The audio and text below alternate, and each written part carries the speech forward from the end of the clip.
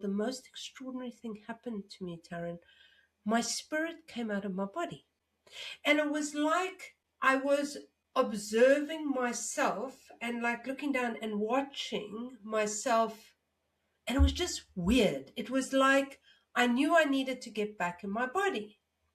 Now, because of my mother, spirituality is hocus pocus, and my grandmother is a witch and a gypsy and whatever, I started running that program too. So I had good values, I had a good mindset, but there was no spiritual anything in my energy field, or that I thought was in my energy field.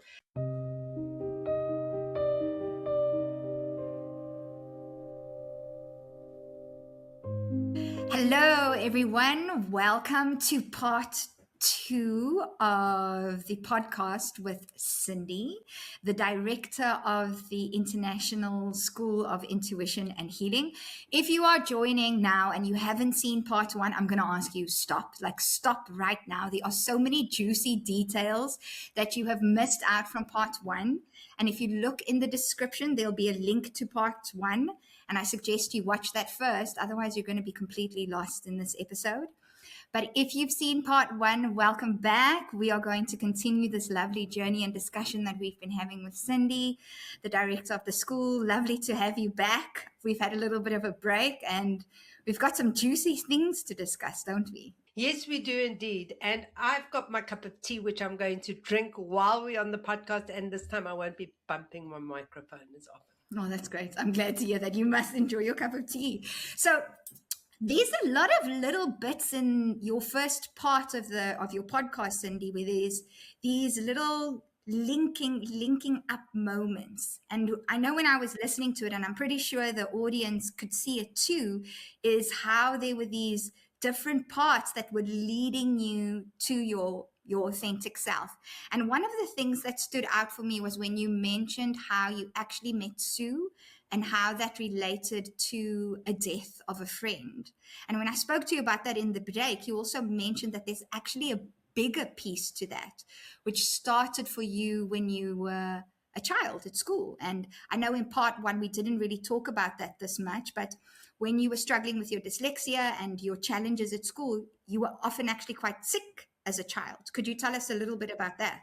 Yeah, so a couple of things.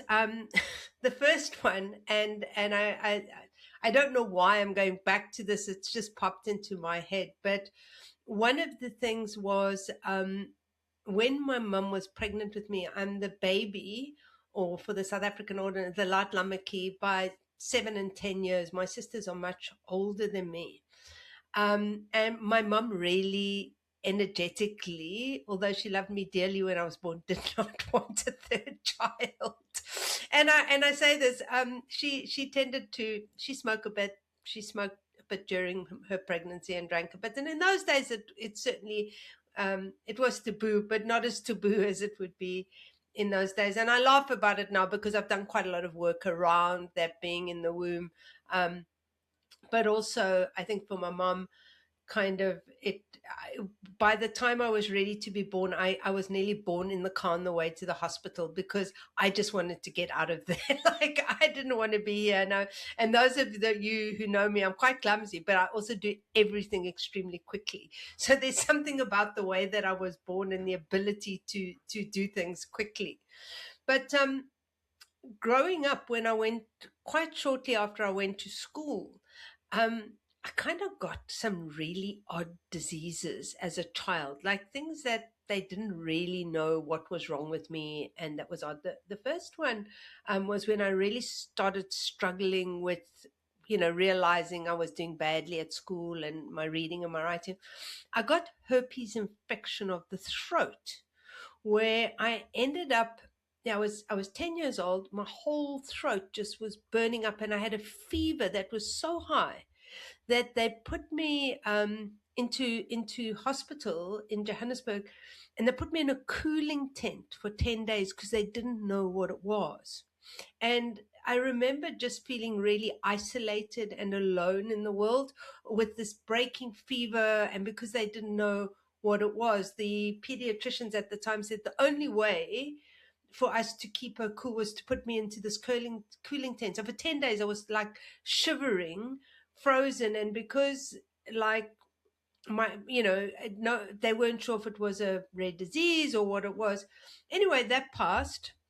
And then when I was about 14, I got bitten on the head by a tick, and I actually got encephalitis of the brain, where my brain broke out in a rash. And that they were so worried about my well-being that they sedated me for 3 months. Of which, when I came off the medication, of course, I felt like I was really disorientated. But not only then, that was also around about the time I just started extra lessons, I just moved schools, etc. So these odd diseases came along. The other thing is I was a very bronchial child, so I always had bronchitis, often went into pneumonia, chest infections, and I really believe, I just, our GP was, I hated. My mother was scared. I sneezed. My mother took me to the doctor because she was worried about my well-being. So I spent a lot of time as a child on antibiotics, steroids, those kinds of medicine. But what was the most extraordinary thing, Taryn, is that the day I left school, I didn't get a bronchial infection. My early days of hospitality, I just didn't get sick for years. And sometimes I used to say it was the garlic and the red wine that did it. But it was something that was really curious for me, and that I kind of put the two together, because although I did well at school in terms of becoming a prefect, in terms of, it took so much of my mental capacity to break through that I really believe that there was something around the dis-ease in me being at school and really feeling out of sorts with the whole system. And in today's day and age, I would have been put in a project school, educated differently. I mean, not I just feel that today I would have been so much better understood, and not being the exception to the rule. It's almost like my neurodivergence was the exception to the rule, because it was, we know what it was, but then we didn't have all the tools to support me in the right way. And I really, so when I realized this, and I was like, even to my parents, I was like, I don't get sick anymore. I haven't had a bronchitis. I haven't had antibiotics for years. And so my mind became very curious around what that was. And I started forming a belief system like mind over matter, because I'd use mind over matter to push myself through school. I'd use mind over matter to keep my smart friends. I'd used mind over matter. So there was something about my mental body that I understood, because it certainly was not spiritual. I grew up with quite an alternative grandmother, the one who took me to the auntie's house without my parents knowing. And she was extremely alternative and kind of had a bit of a Hindu and a bit of a Buddhist practice. And I know she used to go and see the old medium from time to time and the old psychic from time to time, but never told my mother, because my mother used to call it hocus pocus. Like, that's hocus pocus. And also, which is a whole nother story, but I have to mention it here when I talk so fondly about my granny Mina. She was in the circus and traveled the world. So even to this day, I have her Buddha on my desk, which she got when the family was traveling in Siam at the time. And there's beautiful pictures of the circus family in Saigon, underneath the Buddha, and these beautiful pictures.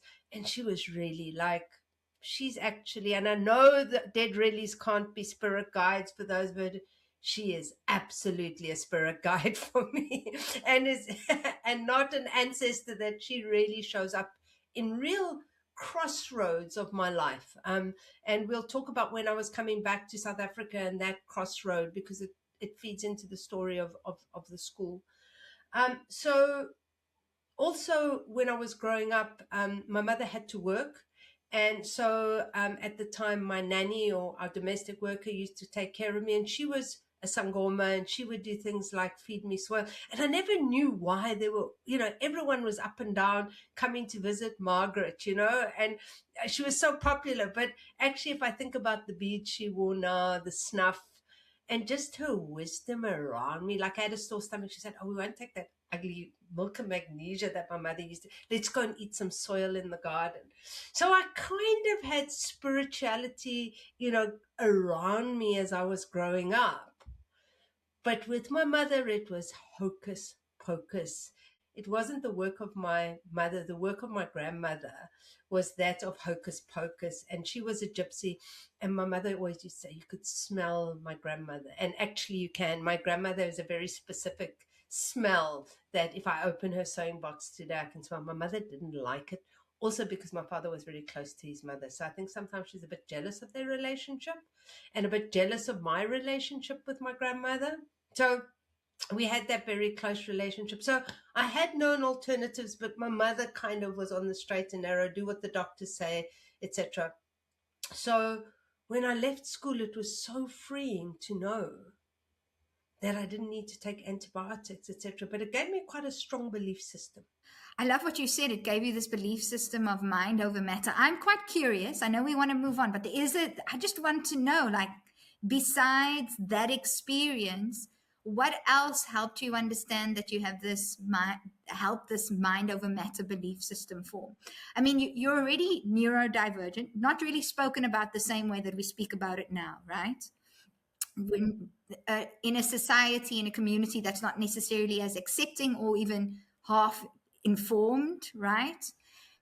And listening to what you said previously, also you being able to read people. So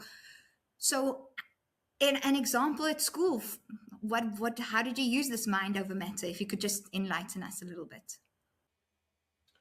So I think I used it a lot around intention setting and goal setting. Like, I didn't do it on the academic side, but I did it in the sporting side. Organizationally, I used this kind of, I can organize.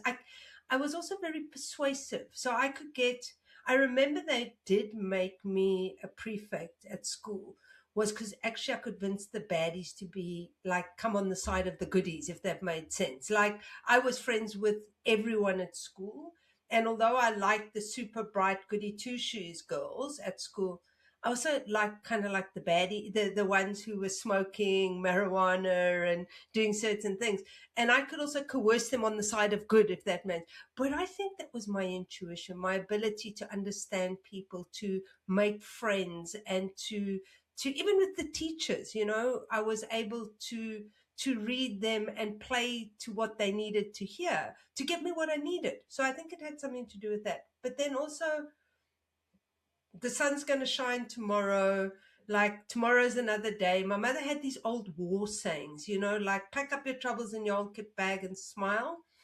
And those were every day, in every day, in every way, I get better and better. And my mother installed that in me. Like if I was learning something every day, I'm going to learn this. And just that affirmations, Carolyn Mace wasn't around with positive affirmations. Oh, my mother was there. You can do this. This is, there was never any negative talk.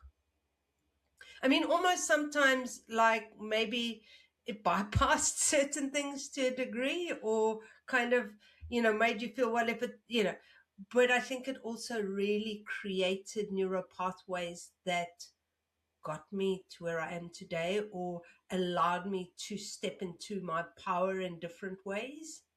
And, kind of relationships in terms of friendships. I'm still friends with my nursery school friends. I'm still friends with, people I knew from when I was even younger. So there was something about relationships, and I think relationship building is about values, it's about loyalty. So there were a lot of programs that supported me.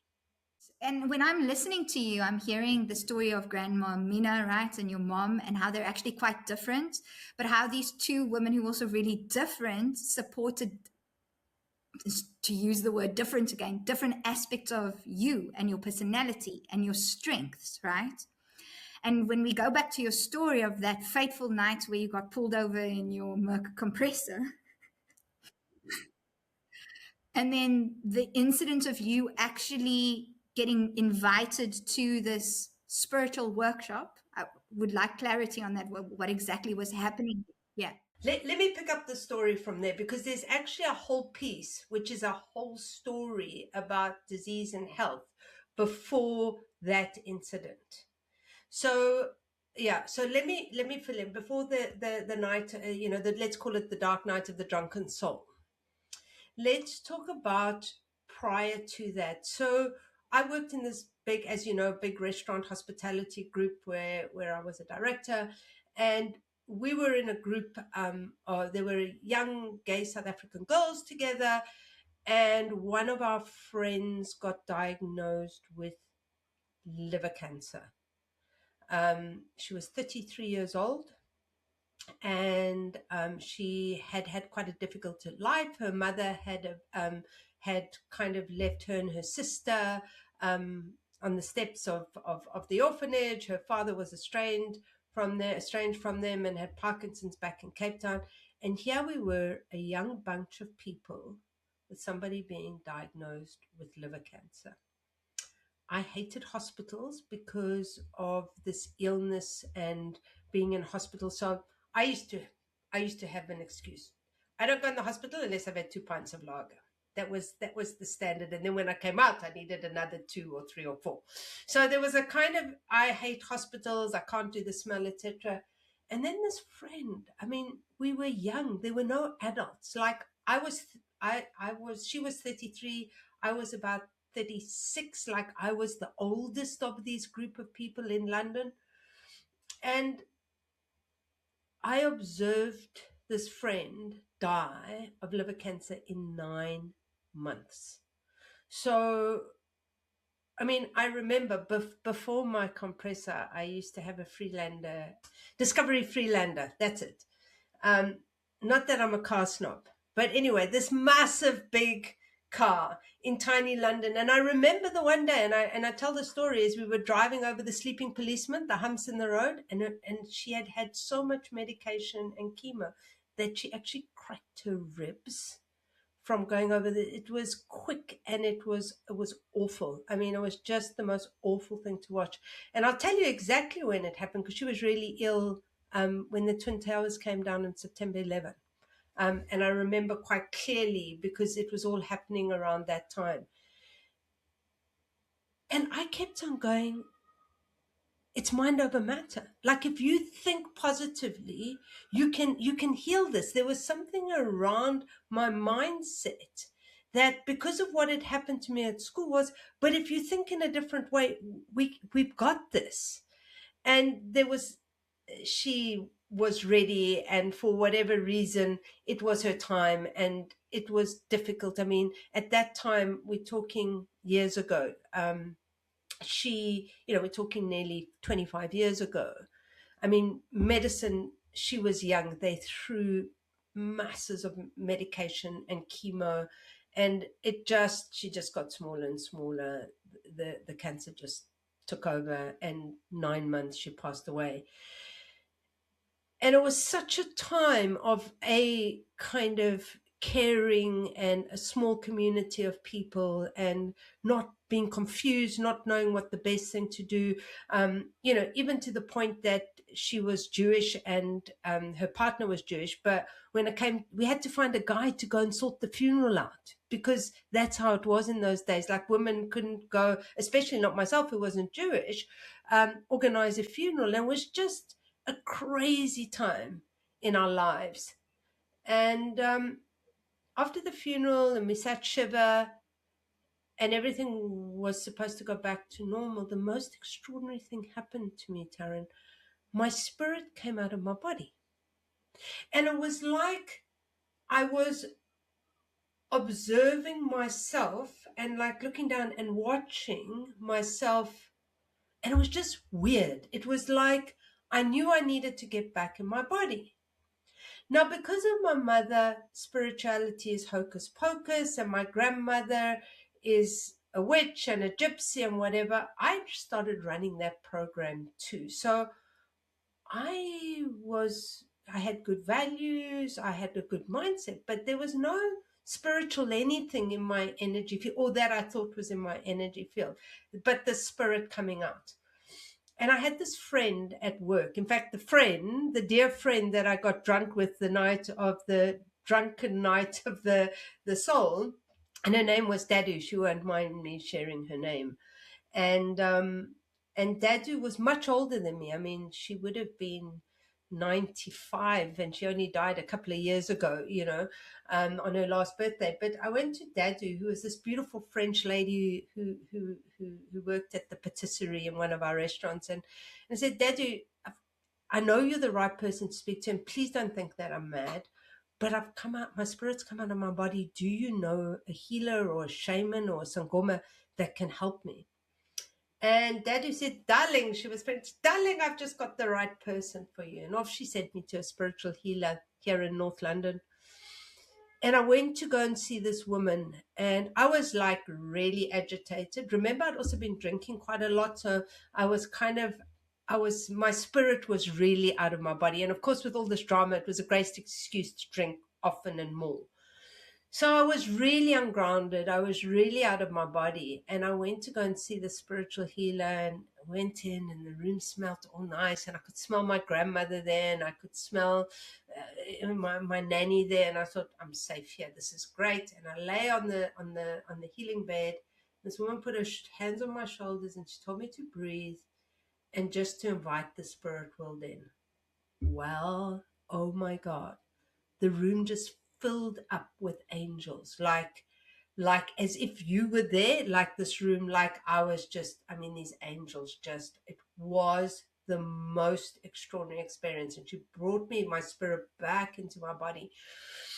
And it was just like I could feel it, and kind of she brought in my guardian angel at the time, which is still really close, like when I'm in the shit now, excuse my language, but when I'm in trouble now, that angel will appear, and just I feel like as if the wings just touch me on the back of my back, and so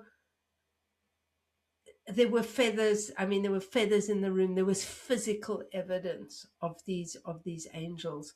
And it was the most, I mean, thinking now, hocus pocus, now my spirit's back, and now I can see these angels. And I ended up becoming friends with the healer and did a couple of things with him. And that's how I knew where the College of Psychic Studies was, because they had pointed me in that direction.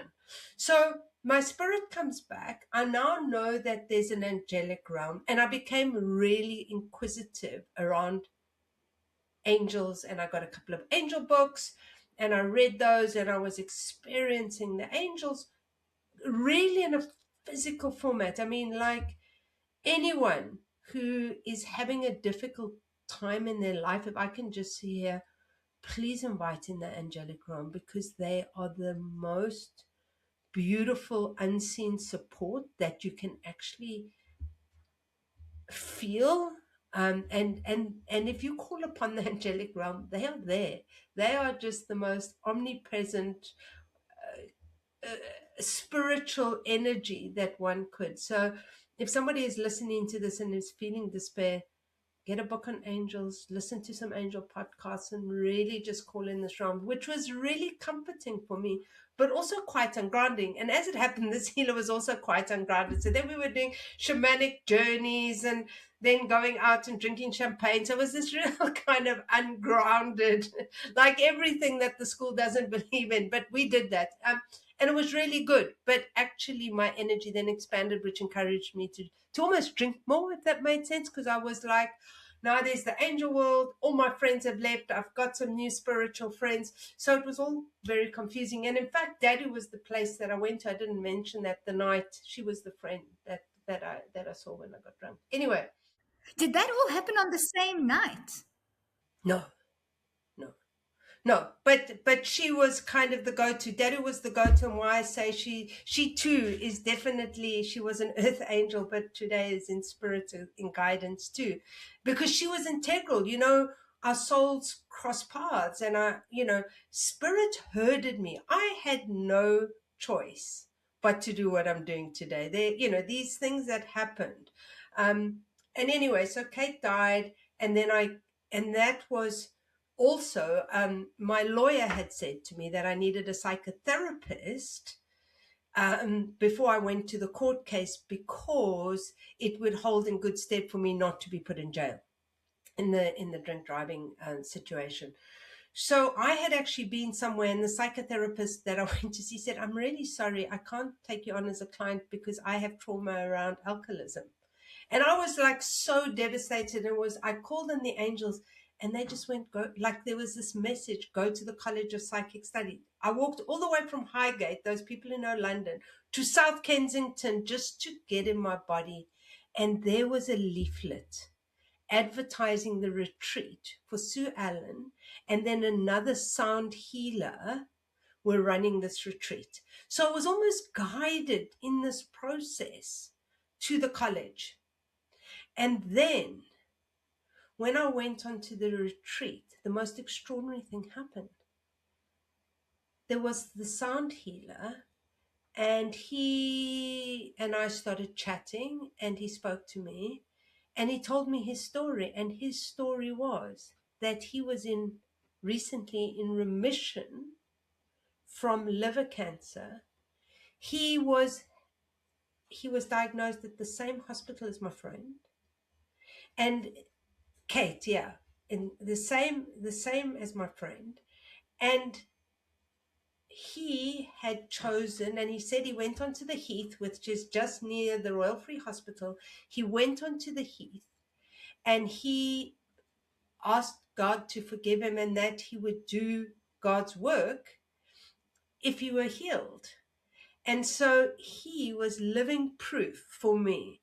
A friend dies, and I meet somebody, it wasn't even 6 months later, who had healed from the same disease. So my theory of mind over matter and that we can heal was absolutely in black and white. As it happened, this healer also worked at was doing work at the college. And so the story turns. Spirit is nudging me in this way. It's time to heal. We've given you enough evidence. You knew it was mind over matter. We're going to show you that it's energy healing. So as you say, all these complexities and nuances all start coming together, making sense. And Spirit is guiding me kind of almost physically in a way, if that makes sense. Because to the extent that on the last day, and I didn't tell you, but when I did my community service, I used to call it gardening club, because over this period of 100 hours, on my 100th hour, the last place we did gardening club was actually in the gardens of the hospice where Kate died. So the story of you, like synchronicity and focus, like unbelievable, like Spirit was there just reassuring me, this is all fine, you're meant to be here, there's something bigger than yourself guiding you, Cindy, there's something bigger than yourself guiding you. So all of this really kind of intertwined, the college, everything coming together, me putting myself back together, my true authentic self. My parents now know about this. I'm exploring my sexuality, and I'm comfortable with that. My spirituality is coming into me. I'm busy working with all of these. And then I get a longing to come back to Africa. The naughty 90s is now over. We're in the 2000s. And it's time to come back to South Africa. But prior to that, 2 years before I actually came back, I wanted to come back. Unbelievable story. I have to tell this story. So I was ready. I was going to get this big fat bonus at work. And I was waiting to get the bonus before I resigned so that I could come home. I told my parents I'm coming home. I told my friends I was coming home. I'm so excited. Anyway, waiting for the bonus. I go and do a mediumship class. Sue's away in Australia on a sabbatical. I'm doing mediumship at the College of Psychic Studies. And it was quite a wild class, I have to say. I mean, we used to have a lot of fun. Like we used to do speed mediumship and all these like cool things. Anyway, the mediumship tutor says, I'm looking for a guinea pig for tonight. So I put my hand up. I'm the guinea pig. Anyway, I sit there. And as you know, I've now told you my grandmother and the circus family. So I'm sitting there and I'm going to get all these messages about the family's going to welcome me back in Africa. I'm coming home. The prodigal daughter is coming home to Africa. Oh, no. The whole circus family arrived, from the grandfather who's a ringmaster to the trapeze artists of the sisters, to the one who rode the horse, to the one who had the pythons. They all arrive in their glory. Great messages from the class. If you're thinking of going back to Africa, they say, Cindy, we think you shouldn't go. You need to wait for the right timing. So I had about 8 messages that night about not coming back to South Africa. I was furious with spirit. I was furious with my family. I decided, I was really, really angry. Anyway, I got home and I was like, no, it's time to go home. I've given up alcohol. I'm ready. I'm whole. I can go. I left Africa because, I wanted to find myself. I know who I am. I found myself. And now this bloody circus family is telling me no. Wake up the next day. No, I'm still going to do it. I'm not going to listen to spirit. Anyway, I walk from my flat, which is in northwest London near West Hampstead. I walk all the way to St. John's Wood because now I'm ungrounded. I'm out my body and I arrive there. And of course, the French friend is on duty. Darling, she says. I say, darling, how are you? She says, I dreamt about your grandmother last night. I said, oh, yeah? And what did she say? And she says, Granny Mina says to you, stay put.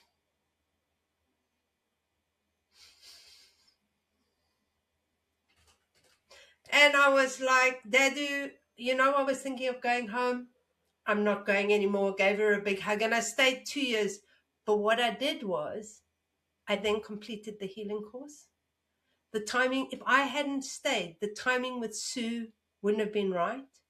Also, I was newly sober and newly living this new life.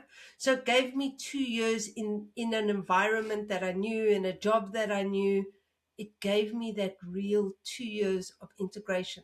I do say I had some really interesting relationships. I made a deal with spirit. I said, okay, if I'm to stay, I want to visit the boys in Australia. I want to go to India and I want to live in Brighton. It delivered all 3 seamlessly. So I got those 3 wishes. I kind of then also, which was really important around my career, was that actually when the time was right, I'd worked for the company for 18 years. And I was going to do a management buyout. The management buyout didn't happen. And this guy arrived in my office and I just took one look at him and I went, it's time. And spirit said, do this carefully. The guy was rude to me. He told me that I couldn't operate restaurants, He said, made some innuendos that would have put him into trouble from labor law point of view. I found the chairman the next day. I just sold some franchise in Egypt and the Middle East. I said to him, I want the franchise for the Middle East for this brand that I've been running. And we negotiated a deal on the back of that. It was within a month. I had left a job I'd had for 18 years. And I had the rights to the Middle East franchises, which really takes us on to the next story that sponsored my lifestyle while I did a whole lot of cool stuff in Africa. I mean, I had other, because for those of you who don't know me, I'm a bit of a serial entrepreneur. So I had my franchise business, my products, my architect and everything were in London. I was working in a pair of shorts and a smart shirt way before lockdown. I was working from my desk at home. My clients in the Middle East, my suppliers of my architect and designer in London, and I was sitting in Marina de Gama in Cape Town, overlooking the water, living my best life. Okay, so that was happening, but how did the school come into being?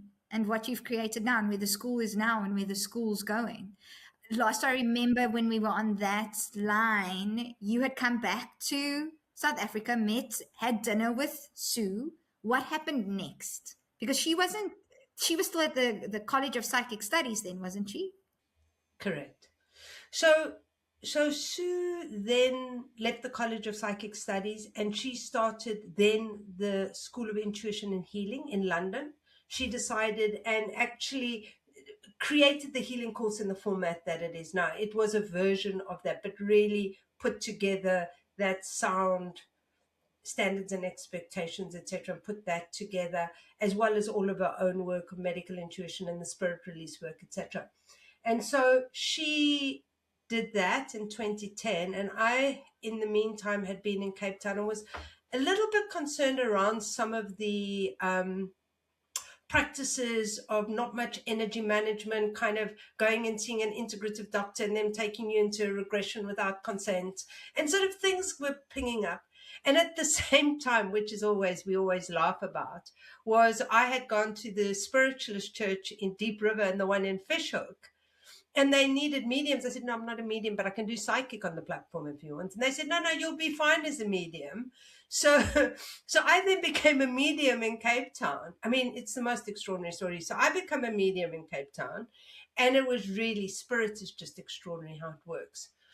And within about 3 or 4 months of me doing platform mediumship, I mean, Donna was coaching me and teaching me mediumship on Skype in those days. I mean, the Skype used to fall down, I mean, break down, and we used to, I mean, it was like it felt like old telephones using Skype, and we tried to have a group of about 4, but you know, it was really, but we were pioneering online, but you know, in those days already with Donna Stewart. And for those who don't know, Donna Stewart is the tutor that heads up the mediumship at the school. And kind of I got to know spiritual people in Cape Town really quickly, because now I'm on a platform medium, I'm doing Sundays. But not only that, somebody who I encouraged with and I'd started working platform with passed away. So all of a sudden I inherited their clients. I inherited they had groups going on, like, oh, right. Okay. Now all of a sudden I've got, like, I'm holding space for these awareness groups in mediumship, like, hello, Donna. Hello, Sue. And Sue was like, well, you might as well do some stuff. So kind of I'd started a meditation group in my class. I mean, I did crazy things like, I just have to mention this in my pioneering as a tutor. We used to have, in my first house in Marina da Gama, I used to have an awareness group. So I'd invited people from the spiritualist church and some of the surfers I'd met in Muizenberg come together in the house. Anyway, there's about a bunch of 20 odd of us. And of course, there I took them into meditation. So I decided to take them astral traveling to Egypt and to Giza. But then I also decided to take them back in time. And I kind of lost them all because everyone kind of just like,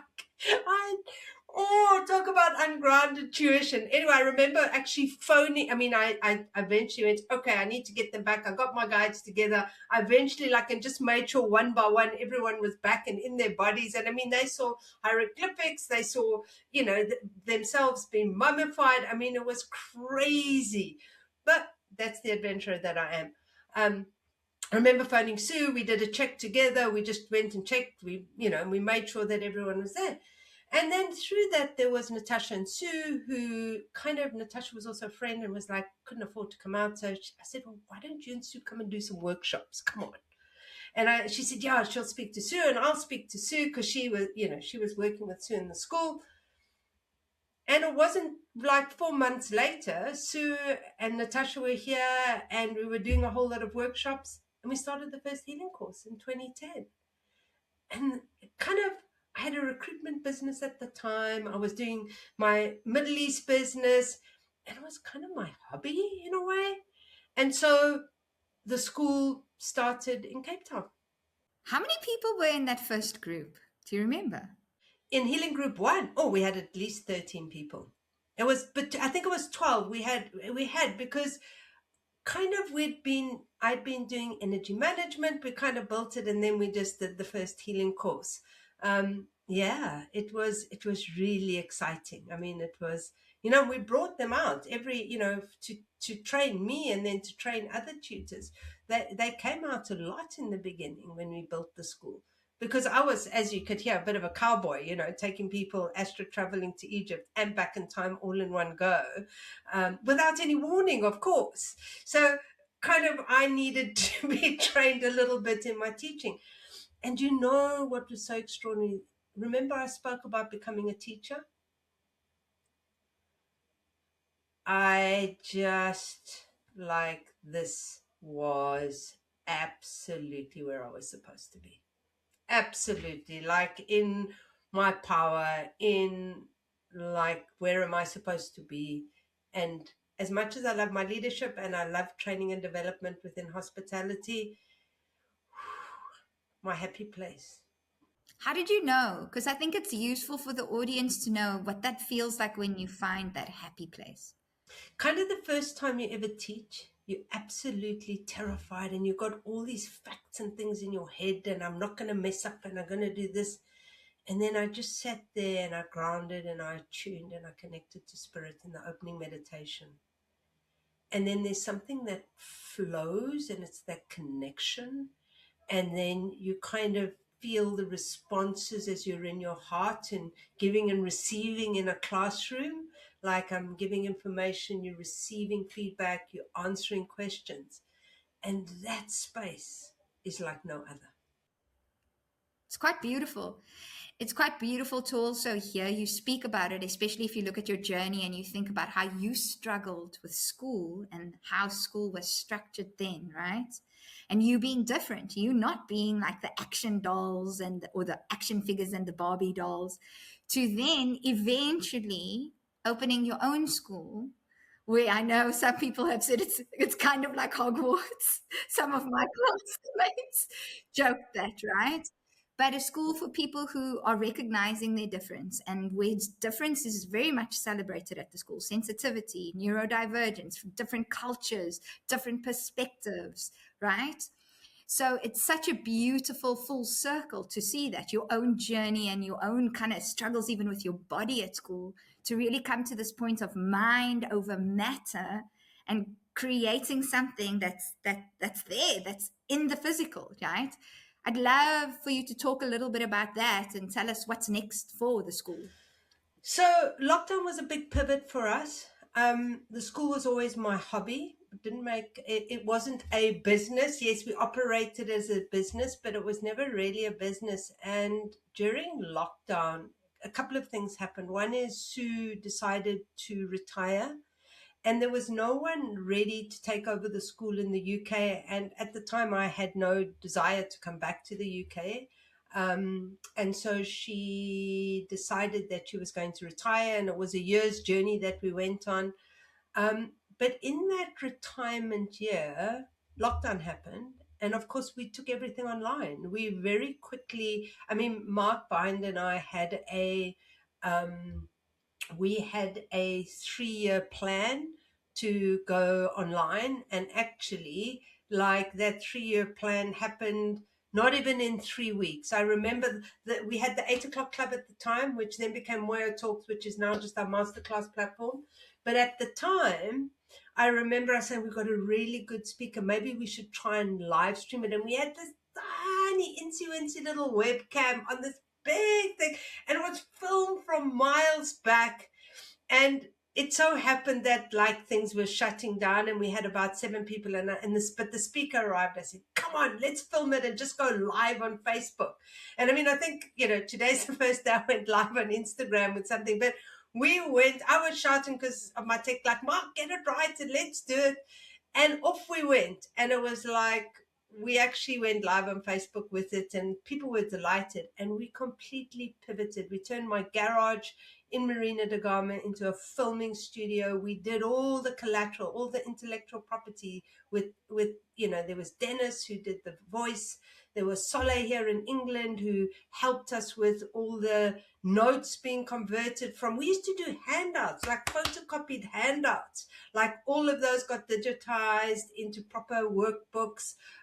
Josh was very involved at the time with the filming, and we just created all this intellectual property that we could use online. And that's where we feel we really like pivoted at that time. It was exciting, it was crazy, we were busy. I mean, people talk about lockdown, about resting. It was like, no rest for the wicked for me, that's for sure, which was also one of my mom's sayings, by the way. So, and please don't play that mantra in these crazy times. But yeah, um, and so this really exciting time of the school, and up until last year, where I actually went, I don't need my restaurant franchises, and I gave them back to the owner, into this is a proper business. And with Sue retiring, we took on a lot of the UK students. We were able to do that. We had Zoom then, not dial-up Skype. And very quickly we realized there's this massive international market. I came back to London for personal reasons, but also to build the school together, with Soleil, to build the community here in London, kind of in a more community way that I relate to. We still have our massive community in Cape Town, and I'm really looking forward to coming back. I haven't been back since October, but looking forward to coming, depending on when you're watching this, but I will be back in September. And just, yeah, that's really how it happened, and how we've just grown into this beautiful international business. And you know what I love, Taryn? Our recent course, we've got students from Belize, we've got students from Kenya, we've got students from, from the Middle East, to tutors in Lebanon, to, do you know what I mean? Just this wonderful mixed bag of cultures and, neurodiversity, and wow, just coming together. And that fills my heart with the warmest of feelings. Definitely. I mean, I was still one of the students who got what is it, printed out a handout. So I remember the time the school shifted quite quickly, and a lot has changed in the last few years, and it's been beautiful to see. Oh, Cindy, what a lovely journey. No more printathons. I used to call it a printathon. No more printathons. We don't print anything anymore. We're completely digital. What's next for the school, Cindy? Where do you see the school going? So for me, I see continued small, intimate classes. I think that for me sets us aside from others. I see us continuing to really mushroom out small, safe spaces for people to be witnessed and to witness others. I see us continuing to keep the strong ethical codes of conduct, standards and expectation, that structure that we have. I see that branching out multiply through teachers who teach small groups, and keeping that absolute safety. I think it's safe, as much as we can, and as hard, for me, that is kind of the safety, the code of ethics, the standards and expectations that can't be multiplied. No matter that we can multiply a lot in the world, I feel people need intimacy to learn and grow, like I did and like you did. 100%. And that's really where the true transformation actually happens. So, one final question before we wrap up. For anyone who is listening today and they are in maybe a bit of a dark night of the soul, questioning their lives, they're at a crossroads and they don't know what to do, what would you say to them? Angels, number one. Really find something, call the angelic realm, and listen. Invite them in and listen. Really listen in your moment of pain and suffering, because they will respond. If that feels a little bit woo-woo and esoteric and ungrounded, you are able to have a spiritual guidance chat with me if you would like to. But really, for me, if I look at following my inner guidance, and seeing what is showing up and how it's showing up for me in my body, in my emotions, in my mental body, in my spiritual body. Take the next step. Follow that guidance, because it will guide you to, you know, the teacher appears when the student is ready. And I know that's a cliche, it feels, but it's absolutely true. And we might not be your flavor, but there will be something out there. If you become curious around, how is it I shift this? How do I move forward? How do I take, what is it I need to do with this pain and suffering? And you ask. Don't just wait for a flash of light. Just follow the next step. Listen carefully. You will be guided. One of the things that I have definitely learned in my journey, when we ask for guidance, people often want to have the whole map figured out, which isn't really how it works.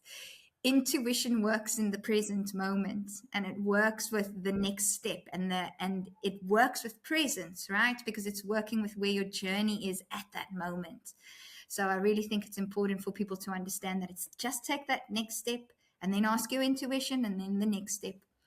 And so lovely to hear you saying that.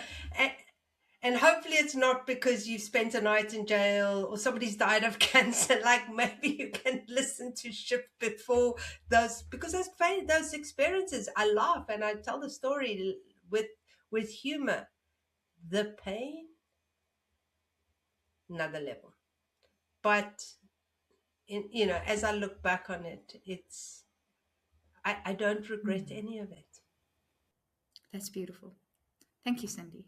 Taryn, thank you so much for being in my seat today. It's been such a beautiful way to tell my story. I've enjoyed it. I hope the audience has enjoyed it as much as I have, but it's been really good to tell my story. Thank you so much for showing up today and hosting.